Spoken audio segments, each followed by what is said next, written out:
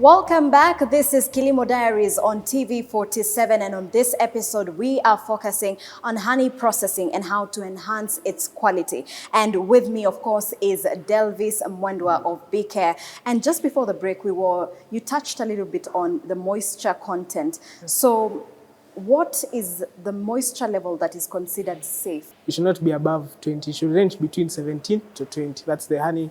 The moisture level that's required for honey. So why is moisture content something that I should consider before purchasing honey? When the moisture levels are high, it means the honey will ferment quicker.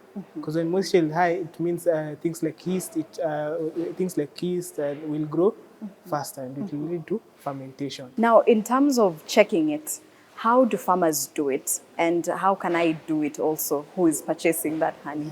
We've had equipments that we sell to our farmers that are called refractometers. They're just portable, small machines called refractometers. So what the refractometers do, they measure the moisture level. They have a screen whereby you put the honey, you spray the honey on the screen, and on the other side it has a reading whereby you can see the moisture level, and you can determine whether the honey is okay for selling or it's not okay for selling.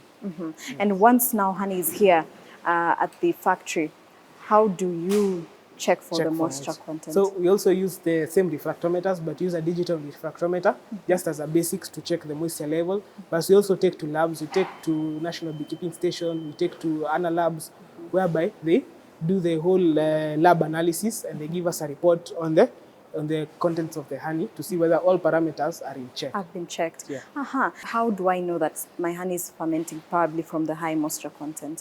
Mostly notice through the scent. Mostly, you'll notice it has like a very different scent as compared to how normal honey should smell. So definitely a high moisture content will affect the shelf life of the honey. Yes.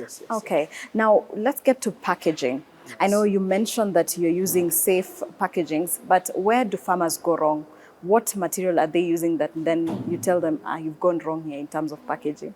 So in terms of packaging, I would say at the farmer level, when you are buying from the honey, you see we are not buying them as in jars like this one. We buy them when they're in buckets. So in packaging, what we do with our farmers, we offer them food grade buckets to put their honey in. Sometimes you may find a farmer with a bucket which was used initially for paint. They just clean it, they think it's clean, and now they put the honey there and they bring it to you. But once they bring it to us with a container that's clearly written a paint brand, we know it had honey inside. No, you cannot, because the packaging is not food grade. It was used to pack something like paint or any other thing. So the key thing is they ensure they use food grade buckets when they are putting the honey. And while they're doing that packaging, what are the hygienic measures that they should put in place? You should transport them in an enclosed vehicle, or if not in an enclosed vehicle, the packaging that how they are packed, they should be really enclosed in a way that no dust can enter, nothing can enter, no particle can enter on the way. Where you come to store your jars before you do the packing, it should be also in a very clean place, a tidy place, whereby there is no dust cannot enter or any other foreign items. And also when you are packaging, you should ensure there is no honey contact with you when you're packing the honey contact with the honey when you're packing it. Yes. What would be your advice to that person who now wants to get into honey processing, even packaging? What should they do? What are the mistakes maybe you all made and you've learned from it that they can then learn from it? So the first mistake, if for example, if you're a processor and you're buying from farmers, so first of all, you need to know what to check when you're buying from farmers, the parameters to check so that you do not buy adulterated honey. So another thing they should check is how you should do the harvesting. And also, if now you are aspiring to be a beekeeper and be producing your own honey, you need to do things like to know things like proper management of your beehive, how to do the siting, how to know how many beehives you can accommodate in this type of land, this space of land.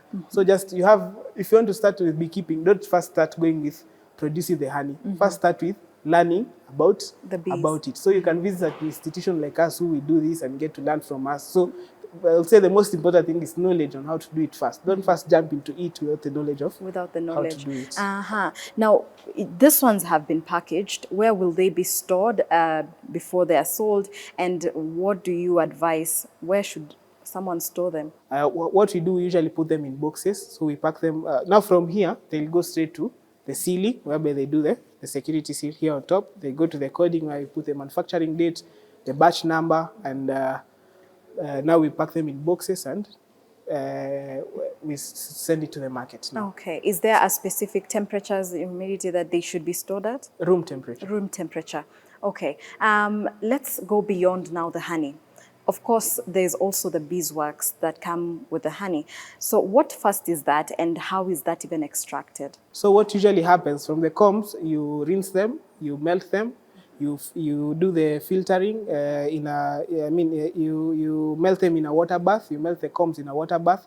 So when in a water bath, but you mix the combs together with the water when you're heating, because you see wax is like oil, so it won't mix with the water. So from there, see now it has boiled, it has mixed up. You take a sieve, you pour the contents there. Now the mixture of water, the combs and the beeswax. So once you sieve it, what will pass is beeswax and water. So you put it in another container. Once it solidifies, beeswax will be on top, but water will be on the bottom. So, but that's how we get it from farmer. We train our farmers to do that. For us, we don't do that. So for us, we empower our farmers to do that, because now it even gives them more value of the product. Instead of selling combs which are low value, so we also trained our farmers to do value addition to that point, so that they also get good prices for their beeswax. Can you collect beeswax without collecting the honey? And No, is that possible? they have to go hand in hand. Ah. Yes, you can collect because you see, you've trained the farmers to separate, but for it to be a good market and a sustainable market, it's better when you buy both of them, so that you do not buy beeswax from your farmers and they have honey that is left there, they don't know where to sell it. So for us, as you've seen, we have a honey processing facility, we have a beeswax processing facility, and also to mention, all our products are traceable to the farmer level, because you see, you have registered farmers. So by the time even you're buying from our farmers, we are able to do the batching. So to know these farmers, they're from which region? Are they from Chemolingot area? Are they from Kapkukui area? Are they from Chepareria area? So we have a full traceability system of where our products come from. So that if this jar of honey has an issue, I can tell you where it was sourced, and we can be able to trace back to the root cause of the problem. And for beeswax now, once now it has separated from the water, what next? Is there another process in processing it? Now that's where we come in now. So we buy from our farmers at that state, we bring it to our facility, whereby we do the melting in the hemi tanks. So we also don't heat wax directly. We use oil, thermal oil, to heat so it has the tanks have a oil jacket all around. So what is heated is the oil is heated through electric power, and the oil heats up the beeswax. So once it has melted, because you see it's still in block form, so you have first to melt it before we take it to the next filtration process. So we first melt it in the first tank, we take it to the hemi tank for if we want to do the bleaching, whereby we do the bleaching, because for some customers, they will want beeswax that is bleached. For others, they won't want beeswax that is bleached. Okay. And then now we take it to the leaf filter machine, whereby we filter the beeswax further, so that once the beeswax is out of the leaf filter, there's even no small particle that had remained at the farmer level that is there. So we more purify it and filter it to a better and more industrial. We make it fit for industrial use. Now, we are talking about beeswax, and then people are wondering, sasa hiyo inatumika wapi? What is it for? Yes. So beeswax has many uses. So first of all, it is in pharmaceutical companies, in capsules and all that. It's also used mostly also by the cosmetic companies. Actually, the cosmetic companies are our biggest purchasers, because they use it to make the cosmetics, whether the lip balms,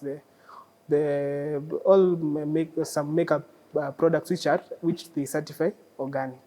Yes. Okay. And when you're melting it, are there safety precautions that you take? Yes. So first of all our staff, we have protective gear for that. So just in case any wax spills on you, we are safe, because you see the human workforce comes first, the ones who are producing the product. And then, as you can see, our system is fully automated, meaning there's no labs, there's nothing that can enter through the process before it gets to the leaf filter. But also we are organic certified by EcoCert. That's an international body that does certification for people who are doing organic. So you have also processes and procedures that we follow in our processing. Perhaps what now is your parting shot to our viewer who's watching you in terms of now how can they make their product ready for the market in terms of monetary value? So first of all, I'll say bee products have, the market for bee products is huge and it's growing because people are now moving towards natural things. So I'll say the market is there. What lacks what lacks is the knowledge on how to do it. And through that, I hope you've learned a lot from this. You've gotten at least a snapshot of how people do value addition, how you should, what knowledge you require when you start value addition and things like that.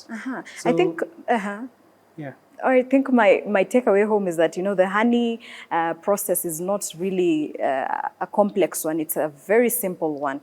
Once you just know how to handle from the start to the finish, your product will be ready for the market. Yes, it will be ready. And also it's very simple, even at the farmer level, you just need a bucket, as I mentioned earlier, you just need a conical sieve, you need the honey, you need the food grade packaging jars, and you're ready to go into the market. And you also need now to do the certification, basic certifications like KEBS and all that.